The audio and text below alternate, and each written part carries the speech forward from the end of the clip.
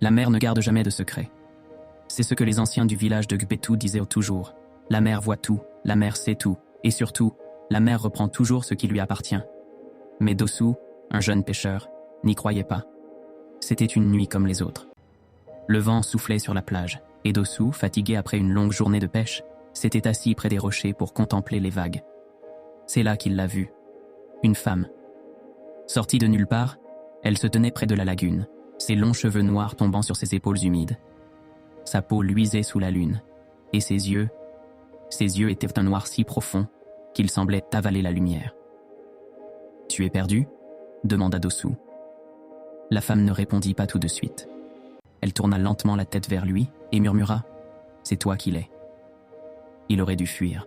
Il aurait dû écouter les avertissements des anciens, ces histoires de sirènes ensorceleuses qui séduisaient les hommes pour les entraîner dans l'eau. Mais il ne bougea pas. Quelque chose en lui l'attirait vers cette femme comme une force invisible. Il s'approcha, hypnotisé par son regard. Cette nuit-là, sous la bénédiction silencieuse des vagues, il s'unit à l'étrangère. Son toucher était glacial, mais sa présence brûlante. Au matin, elle avait disparu.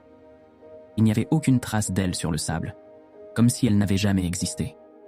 Pendant des semaines, Dossou tenta de l'oublier, se convainquant que ce n'était qu'un rêve. Jusqu'au jour où Adjohun, une jeune femme du village, vint lui annoncer une nouvelle bouleversante. « Dossou, je porte ton enfant. » Le pêcheur resta figé. Il connaissait Adjohun depuis l'enfance, mais ne s'était jamais lié à elle de cette façon. « Ce n'est pas possible, » murmura-t-il. « C'est pourtant la vérité. » Elle semblait troublée, le regard fuyant. Il voulut poser des questions, mais elle détourna le visage et s'en alla. Les mois suivants furent étranges.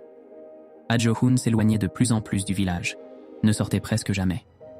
Certaines nuits, les anciens racontaient entendre des chants venant de la mer, des mélodies tristes qui faisaient frissonner les âmes. Puis, vint le jour de l'accouchement. Dossou courut à la hutte où les sages-femmes s'étaient enfermées avec Adjohun. Il entendait les cris de la jeune femme, des hurlements qui semblaient presque non humains. Il frappa à la porte, mais personne ne répondit. Puis, le silence tomba. Un cri perça enfin l'air.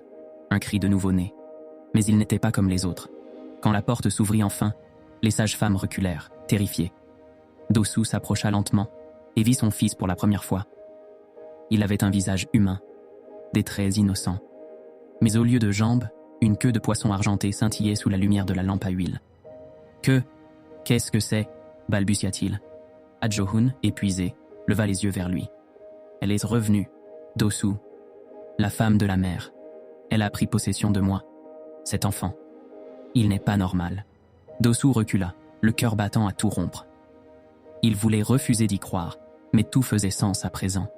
La mystérieuse femme qu'il avait rencontrée, la disparition soudaine d'Adjohun avant sa grossesse, ces chants étranges qui résonnaient la nuit. Il avait mis enceinte une sirène sans le savoir. Avant de continuer, abonnez-vous et laissez un petit like. Mais ce n'était que le début du cauchemar. La mer ne garde jamais de secret. Et bientôt, elle viendrait réclamer ce qui lui appartient. Les jours qui suivirent furent un tourbillon de peur et de confusion. Le village entier apprit la naissance de l'enfant maudit et la rumeur se répandit comme une traînée de poudre. Certains pensaient que l'enfant était une bénédiction des dieux de la mer, un être sacré. D'autres murmuraient qu'il était un mauvais présage, une malédiction qui allait s'abattre sur eux. Adjohun refusait de le nourrir.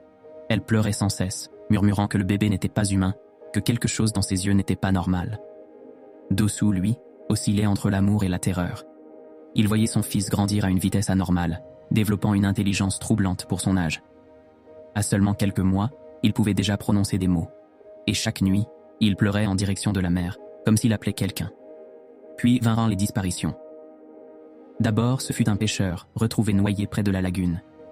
Ensuite, une vieille femme qui jurait avoir vu une silhouette étrange près de la rivière, disparue sans laisser de traces.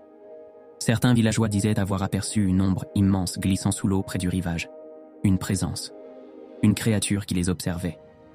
Une nuit, alors que Dossou veillait sur son fils endormi, il entendit un chant s'élever dans le silence. Une mélodie douce, mais terriblement triste. Il sortit précipitamment de la hutte et vit une silhouette près de l'eau. La femme. Elle était revenue. « Il est temps, Dossou, » murmura-t-elle. Son cœur s'emballa. « Temps pourquoi ? De me rendre ce qui m'appartient. » Il comprit alors. La mère ne l'avait jamais oublié. L'enfant n'avait jamais été le sien. Il n'était qu'un messager, un lien entre deux mondes qui ne devaient jamais se croiser. Dossou se tourna vers la hutte et vit son fils debout sur le seuil, ses grands yeux noirs fixés sur lui.